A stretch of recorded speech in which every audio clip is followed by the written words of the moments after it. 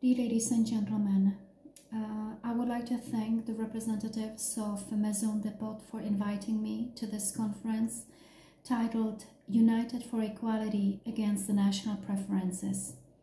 I'm very much honored and thankful to be present here at this conference, taking part in discussing the theme that is very much needed to be discussed. The day of the 21st of March was proclaimed by the UN General Assembly Resolution 2142 on the 26th of October 1966 as the International Day for the Elimination of Racial Discrimination, to be commemorated every year. On the day of the 21st March 1960, police opened a fire and killed 69 people at a peaceful demonstration in Sharpeville, South Africa, against apartheid past laws.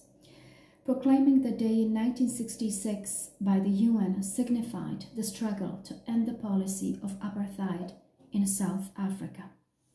Today, more than 60 years after what has happened in Sharpeville, South Africa, racism, discrimination, related intolerance, and xenophobia remain one of the biggest challenges of the present situation in the world. Today is the day by which we remind ourselves of the need to stand against evil of racism and discrimination, and with a strong voice promoting equality among people coming from different backgrounds. According to the UN, looking at the present situation of the fight against racism and discrimination, still in all regions, too many individuals, communities, and societies suffer from the injustice and stigma that racism brings. Hate speech, both direct and indirect, is on the rise. More sadly, if such speech by some individuals leads in the society to violence and disrespect for people of different origin. Certainly, there is a need for a change in the rhetorics and spreading words which may bring harm to other human beings due to racial, ethnic, economic, social, or cultural background. Today's theme of the conference is focused on the national preferences, which affect political life and laws on a national level. This theme is closely connected to the popularity of far-right political parties that may be on the rise in some of the European countries. As for the Czech Republic, since the fall of communism in 1989, there has been a rise of some of the political parties which stand for the national preferences. One of such political parties with electoral success is the political party called Freedom and Direct Democracy, the so-called SPD, led by Mr. Tomio Okamura. It is well known that Mr. Okamura publicly criticizes the Roma community, making a comparison with the Czechs by saying that Roma are not decent people and do not work and do not adjust to the rules that are being set forth or considered by Mr. Okamura to be followed. Basically, despite the fact that Roma are living in the Czech Republic with a full status of having a Czech citizenship and provided protection of national minorities set forth by the constitutional law, Roma are being the target of verbal public criticism by Mr. Okamura, leading other Czechs to the persuasion to reject Roma to fully participate in the society unless Roma satisfy the conditions for the required way of life. This persuasion gives the impression that Roma come from a different place and they shall adjust to the way of life that is common in the Czech Republic, despite the fact that Roma are living on the territory of the Czech Republic for many generations and over many centuries. Such conviction may lead to the treatment of Roma in a different way than the Czechs, therefore coming to the conclusion that Roma are not equal, despite the fact that they are having a Czech citizenship.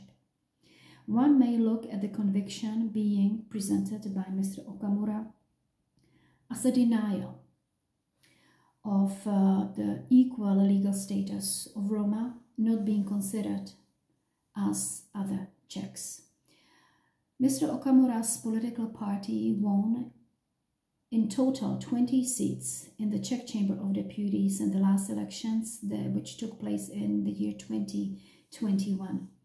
According to his expressions, their aim is to hold high executive positions in the government, including the position of a prime minister's office.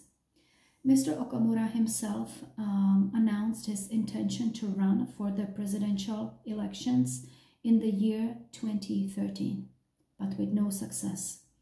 He did not announce his intention to run for the presidential campaign in the year 2022, but another presidential candidate has been chosen on behalf of SPD.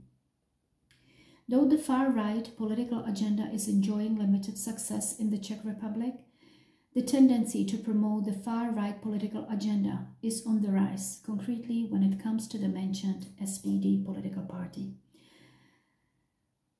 One may not, of course, deny the competition of political parties, but when it comes to the convictions being politically spread, affecting the minds of people, one must know where do these convictions lead and whether de facto they support the system of values promoting international human rights law, especially when it comes to the equality and non-discrimination in relation to immigration, national minorities, and finding peace in crisis that we face over the past years.